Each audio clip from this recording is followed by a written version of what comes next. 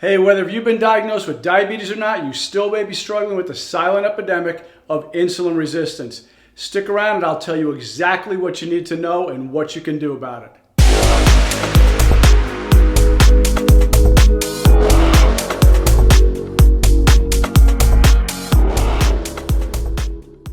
Hello and welcome to Total Health with Dr. Nick. My purpose is to inspire, empower, and motivate you to live longer, healthier, and more abundant lives.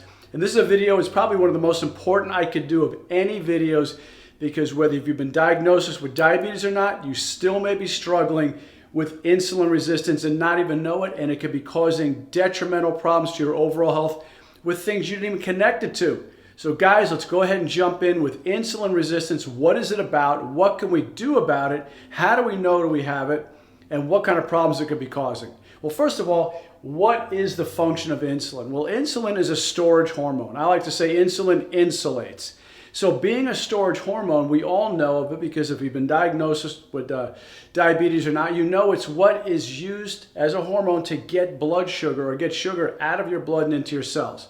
Because if you have too high blood sugar, obviously you're diagnosed with diabetes.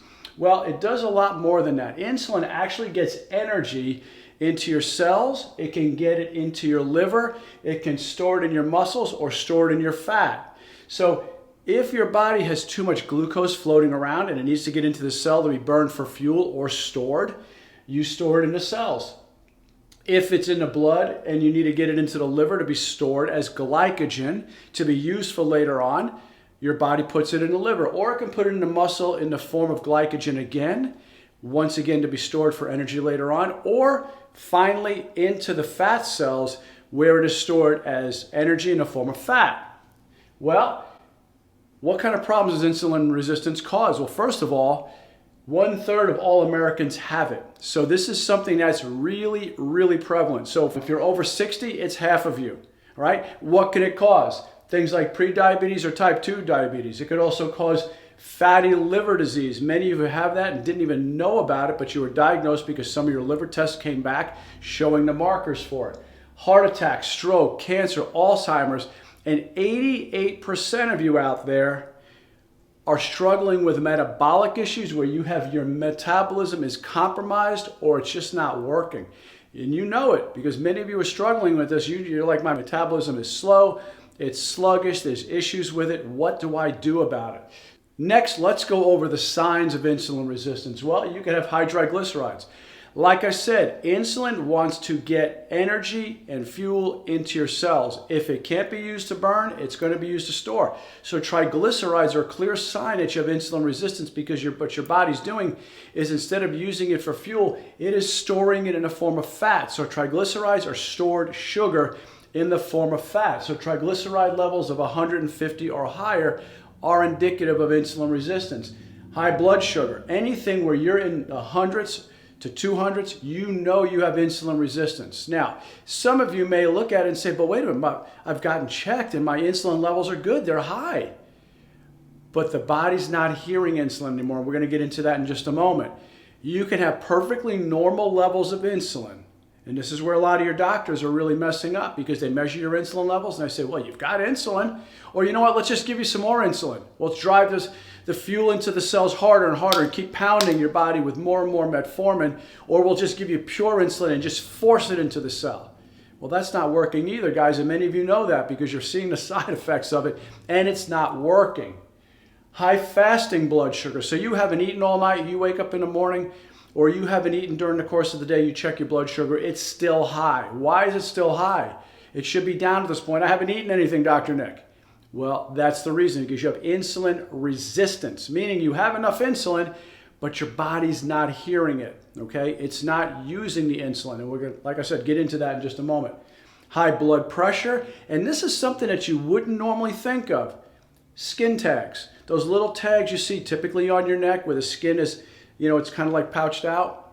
A skin tag is signs of insulin resistance. So if you have skin tags, whether they be anywhere, it could be on your neck, it could be on your back, you have insulin resistance.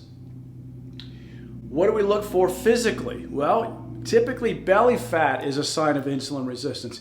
Belly fat is very different than the type of fat that you have on your arms. So when you're waving goodbye and your arm keeps waving, That's not the same kind of fat. What about the fat on your thighs or your legs or your butt? Not the same kind of fat. Belly fat is a clear sign of insulin resistance. It's also creating problems because now those fat cells that are being stored there, they're now creating a metabolic factory where it's now going to start to cause hormone dysregulation for guys and women. That's why guys, unfortunately, when you start to get belly fat and your estrogen starts to go up because it's making more estrogen for you, because it's not blocking the conversion of testosterone to estrogen, it's causing it to happen more frequently. As a result, you get more female hormones, you start to grow, sorry guys, but man boobs.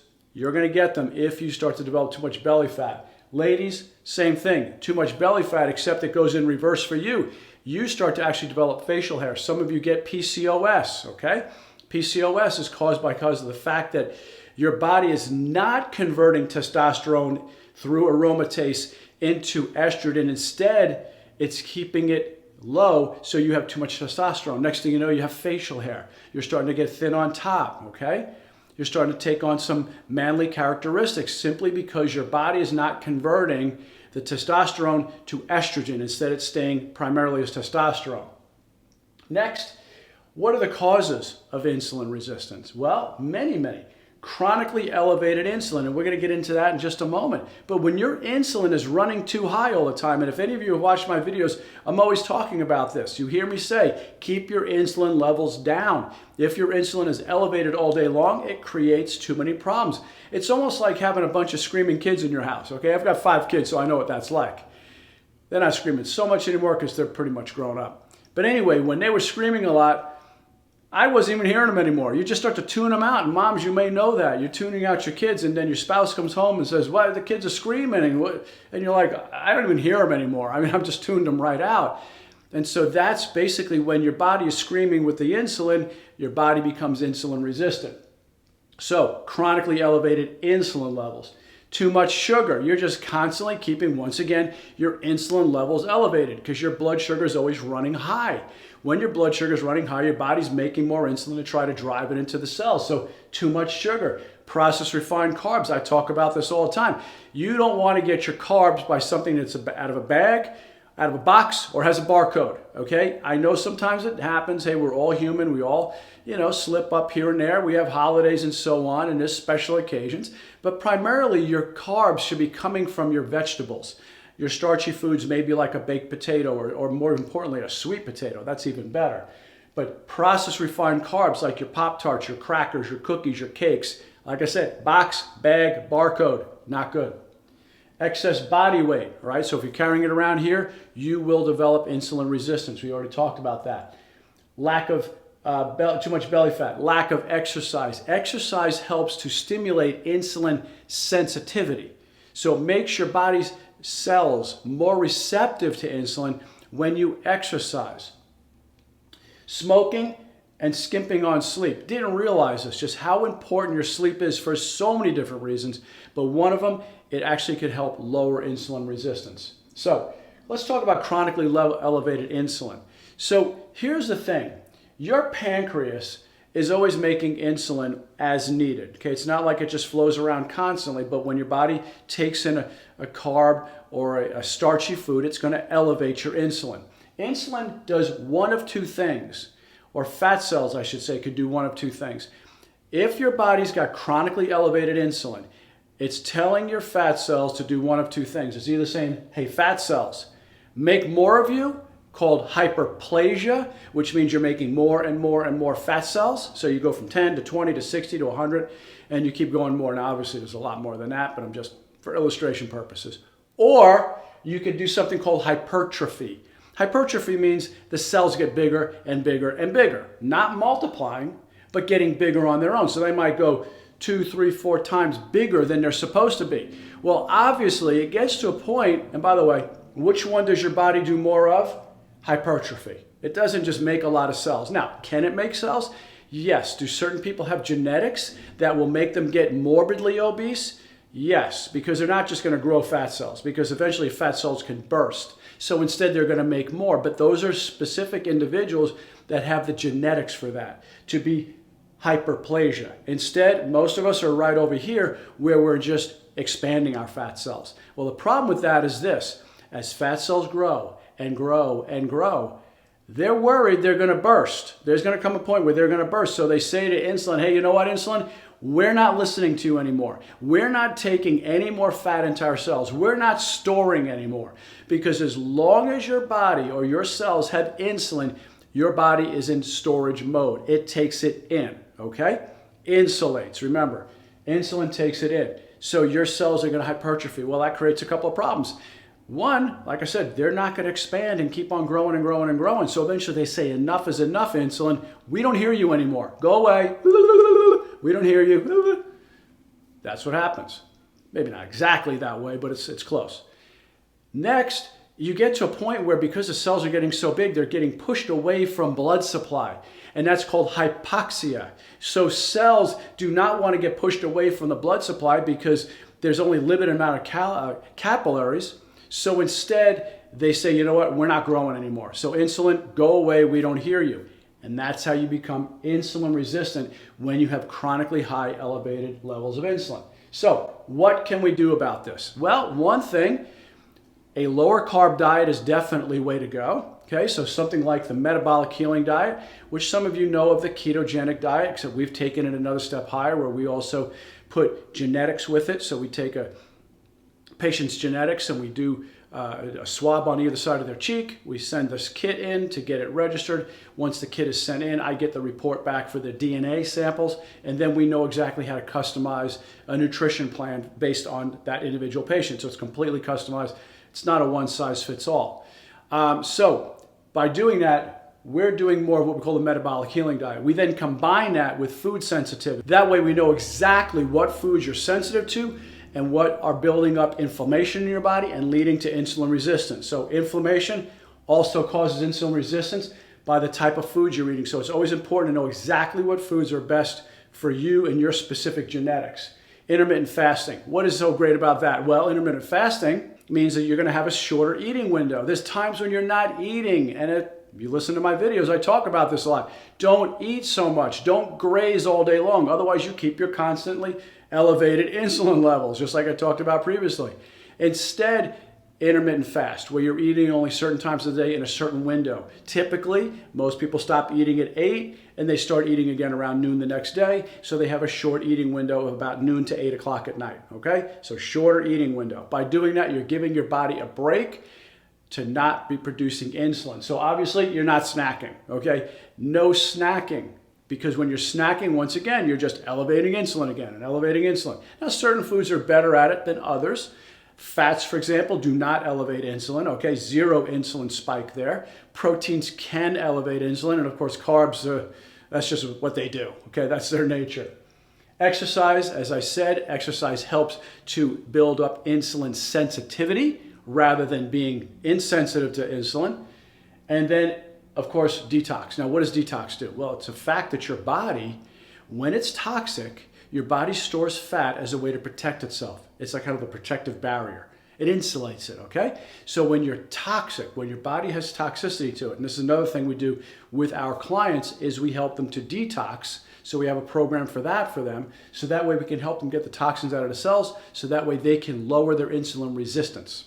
And then finally, as I said before, food sensitivity. By knowing exactly what foods your body is sensitive to, and you have an idea, because you eat certain things and maybe you haven't connected the dots, and all of a sudden you're bloated, or you have brain fog, or your joints ache. You're like, after I eat certain things, my hands hurt, okay?